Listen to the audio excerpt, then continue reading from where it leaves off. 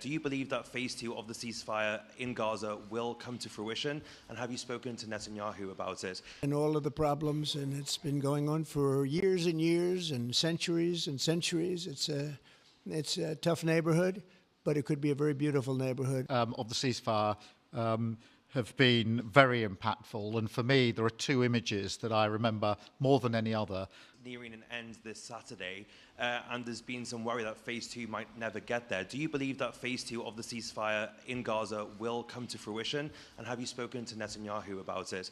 And for the Prime Minister, this peacekeeping deal has been pushed forward by the UK and France as well. Have you been in discussions with any other European countries to join this initiative? And are you expecting Commonwealth countries to also join the effort? Thank you. So we're working very hard in the Middle East and Gaza and all of the problems, and it's been going on for years and years and centuries and centuries. It's a tough neighborhood, but it could be a very beautiful neighborhood, and I think we're going to come up with some pretty good solutions. But phase 1 is almost complete. We've had some people that have been very seriously injured, very seriously hurt, both physically and mentally. They've come out of there some of them in very, very bad shape. It's shocking. Many young people aren't in bad shape. Young people are strong, healthy. They don't die. People have come out dead, young people and old people. It's a rough situation, but I think we're going to make it much better, and I think that we've had a huge impact on that since we've been in just the 4 weeks.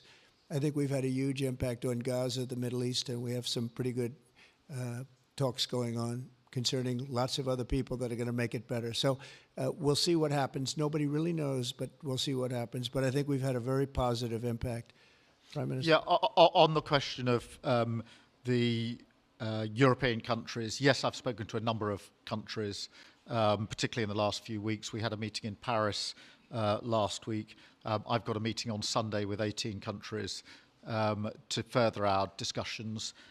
Obviously, we've been talking quite intensely to our French colleagues and to NATO, but to other countries as well, because, as I say, I think it's important for European countries, including the United Kingdom, to step up and do more in the defence and security of Europe and our continent and the United Kingdom, and we'll do so. Well, we're talking to a number of other countries. Thank you. Yes, in the red, please. Pink red, flaming red. Is it me or her? Go ahead. Okay, thank you, Mr. President. A question on Ukraine. Number one is, if you're not considering the security guarantees, are you open to other forms of, for example, intelligence cooperation with Ukraine? And Mr. Prime Minister, President Trump has proposed a plan for Gaza. Does this fit into the two-state solution that the UK held for a long time? Do you see it fit into your general Middle Eastern strategy? Thank you so much. Yeah, thank you very much. We're open to many things, but before I even think about that, that's almost pleasant to think about because that would mean that peace has been arrived at. We have to arrive at that peace. And, you know, you went 3.5 years with an administration that never even really had a meeting. They didn't have a meeting on peace.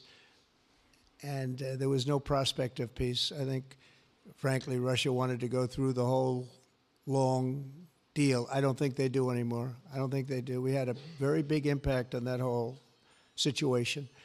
But I don't like talking about phase 2 until I get phase 1. Phase 1 is I have to make peace. And we have to get Russia to agree. We have to get Ukraine to agree. And I think we will, I think we've come a long way. I believe we're going to get it done. I wouldn't say that if I didn't think so. And I think it will be very important, very historic, and we're going to save a lot of lives. On the question of Gaza, the last few weeks of the ceasefire have been very impactful. And for me, there are two images that I remember more than any other. The first is Emily Damari, who is British, being reunited with her mother. You may remember she had her fingers missing after what she endured.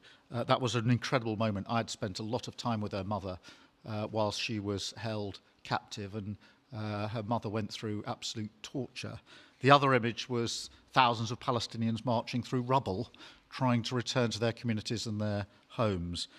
So we have to do everything we can to ensure that the ceasefire continues, so that more hostages can be returned, so that aid can be brought in that's desperately needed.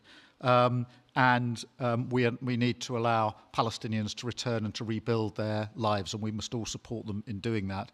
And yes, I believe that the two-state solution is ultimately the only way for a lasting peace in the region.